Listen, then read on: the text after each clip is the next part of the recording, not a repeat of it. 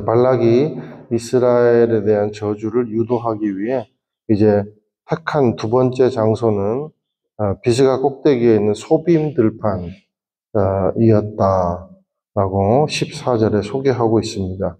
또 13절에 보니까 이 소빔 들판은 비스가 꼭대기에 위치하고 있어서 이스라엘의 끝부분만을 볼 수 있는 장소다, 이렇게 소개를 하고 있습니다. 예, 아무래도 이스라엘의 규모를 되도록 멀리서 그리고 소규모로 그렇게 보이게 하려는 소위 착시 현상을 일으키게 하는 장치이므로 생각이 되어집니다. 이렇게 하는 이유는 발람이 저주를 주저하거나 소심해지지 않도록 유도하기 위함이 아니었을까 추측해 볼 수 있겠습니다. 자, 첫 번째 바알의 제단에서 제사를 드렸던 것처럼 이번에도 발람과 발락은 7개나 되는 이 제단에 각각 수송아지와 순양을 바치게 되는 것이죠. 왜 이렇게 했을까? 당시 이방 제사법을 따르기도 한 것의 일종이겠지만, 그러나 이것은 발람이 자신의 세를 아마 나타내기 위함이 아니었을까 생각해 봅니다. 아마도 엄청난 돈을 그가 뇌물을 받지 않았습니까? 그러니까 거기에 맞는 규모로 대응을 해줘야 이 모압과 지도자들 앞에서 그럴싸한 어떤 모습으로 또 안전장치가 될 것이 아니겠습니까? 그래서 엄청나게 화려한 제사를 드리고, 게다가 이 모압과 그리고 모압의 고관들까지 함께 참여시킬 정도로 한마디로 그냥 총동원을 했다. 모든 화력을 그냥 집중했다라고 볼 수가 있겠습니다. 우리 15절 그리고 16절 함께 읽겠습니다. 시작. 발람이 발락에게 말했습니다. 당신의 제물 곁에 서 계십시오. 저는 저쪽에서 여호와를 만날 것입니다.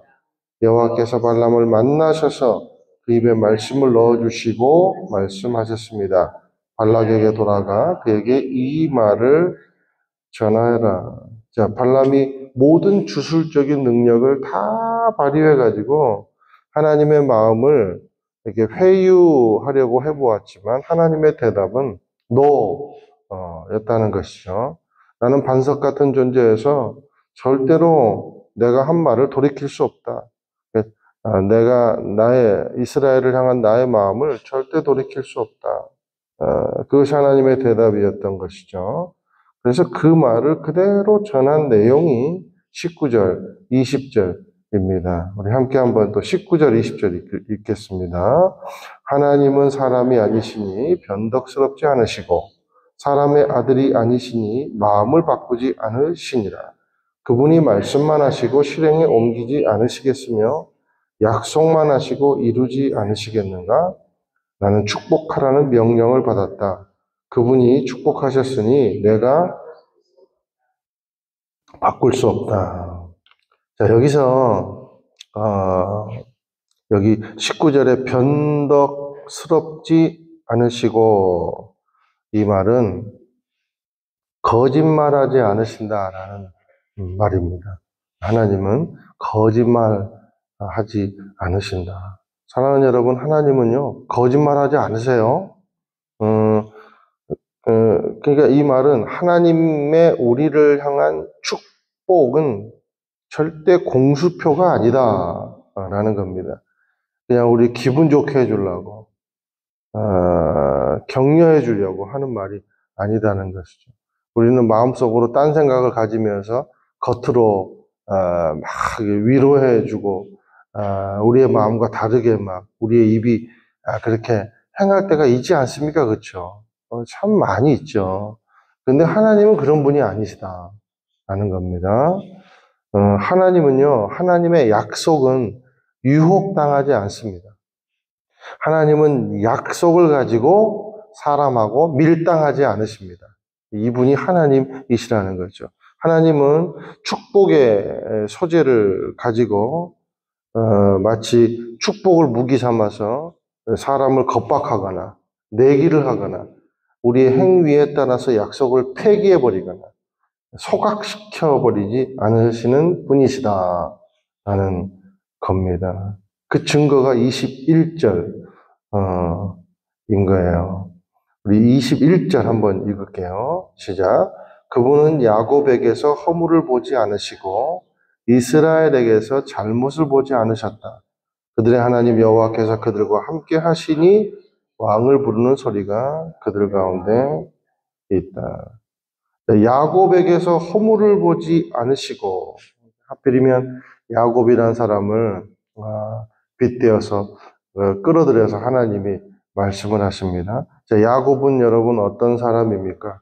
오죽했으면 야곱은 이름 자체가 사기꾼이에요. 사기꾼.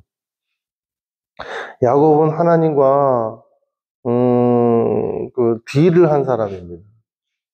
한 줌의 힘을 가지고 또 야복 강가에서 여호와의 사자와 밤새 씨름을 했던 사람이 야곱입니다. 죄인인 거죠. 자기 축복을 위해서는 뭐든지 다 감당해낼 수 있는 자기 위주의 사람이었습니다.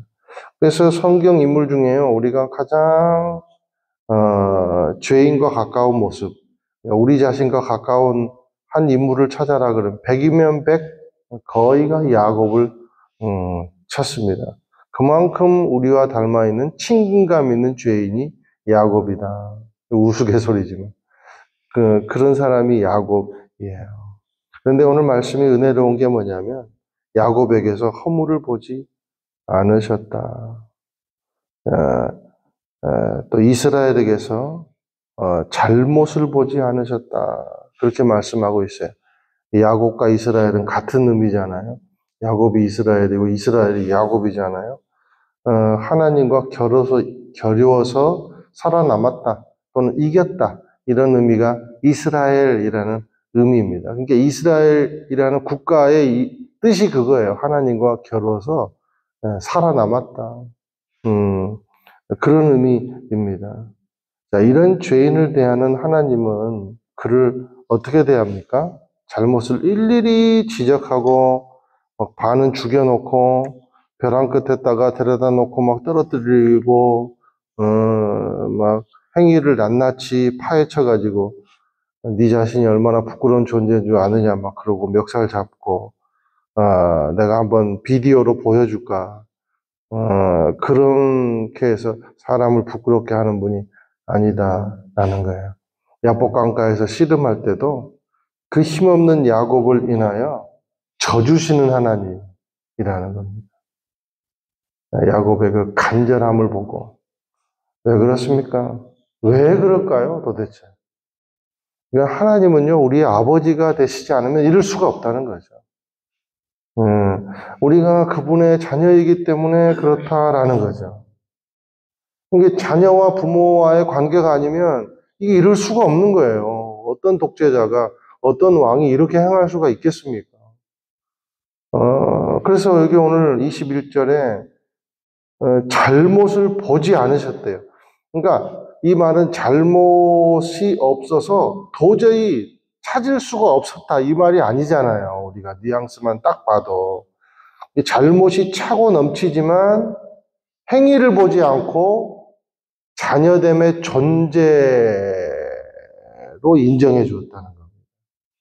이거는 아버지가 되지 않으시면 도저히 할 수가 없는 일인 거죠. 우리를 누구로 인정해 주었습니까? 자녀로.